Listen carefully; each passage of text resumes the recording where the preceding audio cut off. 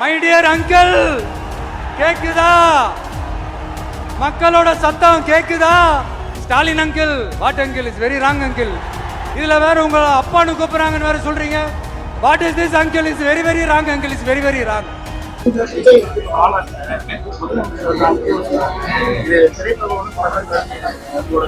Stalin sir வந்து அப்போ deputy சிஎம்மா இருந்தார். நானே வணக்கம் அங்கிள் தான் சொல்லுவேன், ஆண்டி எப்படி இருக்கீங்கன்னு தான் சொல்லுவாங்க.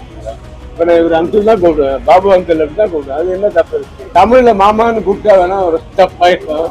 பட் விஜய் வந்து பேசுறது வந்து தப்பா யாரும் எனக்கு படலை. ஏன்னா அவர் வந்து நிஜமாவே நேரில் பார்க்கும்போது குட் மார்னிங் அங்கிள், வணக்கம் அங்கிள், எப்படி இருக்கீங்க அங்கிள் தான் சொல்லுவார். அதை வந்து இன்னைக்கு பப்ளிக்ல சொல்லியிருக்காரு. அப்படிதான் நான் பாக்குறேன். அதுக்கு வேற மீனிங் எடுத்துட்டு வேற மாதிரி ஒரு குரூப் வந்து பேசிட்டு இருக்காங்க. நானே வந்து அதே ரெட் ஜெயண்ட்டுக்கு வந்து 2 படம் பண்ணியிருக்கேன். அந்த டயத்துல எல்லாம் வந்து ஸ்டாலின் சார் வந்து டெப்டி சிஎம்மா இருந்தார். அவர் வந்து படம் பார்ப்பாரு. நான் நிறைய தடவை மிஸ் பண்ணியிருக்கேன். அவங்க வீட்டுக்கு நிறைய தடவை போயிருக்கேன். நானே வணக்கம் அங்கிள் தான் சொல்லுவேன், ஆண்டி எப்படி இருக்கீங்கன்னு தான் சொல்லுவாங்க. அது வந்து தப்பான வார்த்தையே கிடையாது.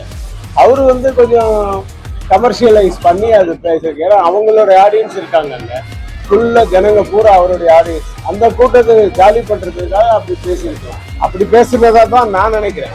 அவர் வந்து தப்பாக ஒருத்தருக்கு குறை சொல்லணும்னு, அது குறை சொல்ற வார்த்தையே கிடையாது. இப்போ நான் இவர் அங்கிள் தான் கூப்பிடுவேன், பாபு அங்கிள் அப்படி தான் கூப்பிடுவேன். அது என்ன தப்பு இருக்கு? அதெல்லாம் ஒன்றும் தப்பு கிடையாது. தமிழ்ல மாமான்னு கூப்பிட்டா வேணா ஒரு தப்பாயிடும். அப்படி அவரு கூப்பிடலையே.